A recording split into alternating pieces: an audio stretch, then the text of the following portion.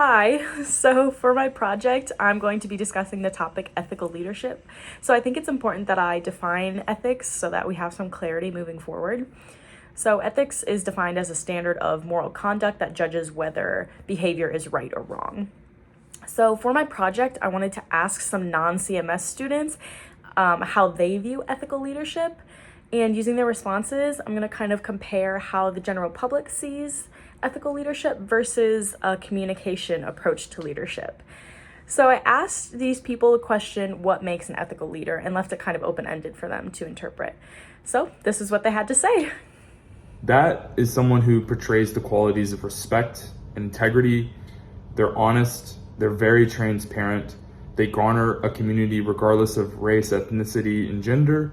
And most importantly, they are thriving in communication.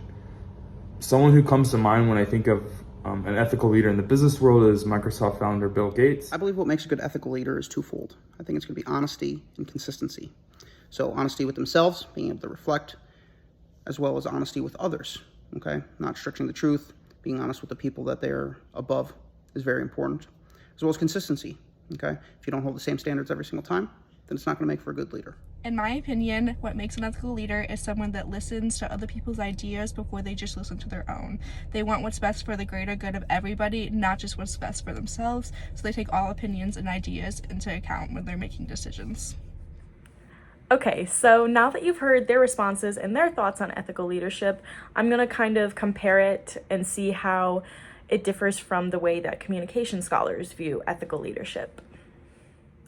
So their answers all touched on some of the concepts that we've discussed throughout the course.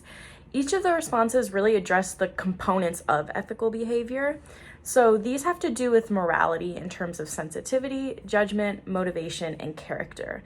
From a communication approach, each of these components are necessary in order to have an ethical leader. Even though these terms weren't specifically used by my interviewees, the responses given align with the ideas of what's considered ethical behavior. What was not mentioned in anyone's response is the ethical challenges of leadership. So there's this idea of casting light or casting a shadow. And based on how leaders address challenges of leadership, that will determine whether or not they cast a light or cast a shadow. So a light obviously is meaning a positive perception, and a shadow is a negative public perception of the leader. So these ethical challenges include anything from information management to whether or not it's ethical for leaders to use their position in order to achieve personal power and growth. So it's important to recognize that ethical leadership goes beyond someone's personal convictions, and it's also influenced by outside factors. So most of my interviewees talked about what characteristics make an ethical leader, but they didn't necessarily talk about how perception and how an ethical leader may respond to situations. They didn't address those sorts of issues in their answers. I think a lot of those deeper questions are really what interests a lot of communication scholars when they're looking into ethical leadership. So I wanted to talk specifically about the last response. I thought it was really interesting because she touched on the concept of servant leadership without knowing that she did. And servant leadership is heavily intertwined with ethical leadership. So in her little video, she had stated that in her opinion, ethical leaders are people who put the interests of others above themselves, and they listen to the opinions of others before making any decisions. So Robert Greenleaf developed the term servant leadership and defined it as a model of leadership that puts the concern for followers first.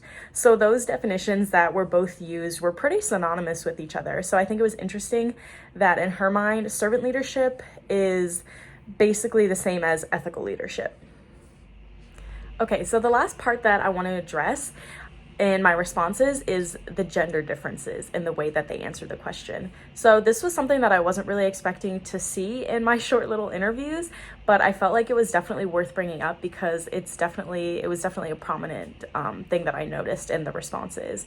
So the responses given by the males had to do with things like integrity and honesty and decisiveness, and those are very much like traditional leadership qualities, seen as very like masculine qualities. And then the response given by the female, and the response that I personally would probably lean towards giving if I was asked the question, It had to do a lot more with a interpersonal and collaborative approach to ethical leadership.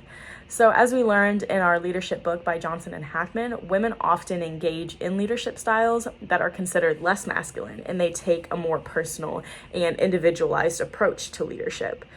So I thought that it was interesting that just in those short little interviews that I conducted, I was able to see the gender differences, and I thought that it was a really cool connection that goes beyond just the principles of ethical leadership. Okay, so that's all that I have about ethical leadership. I hope you all enjoyed my capstone project and will be thinking about ethical leadership and maybe have some takeaways from my video. So, thank you!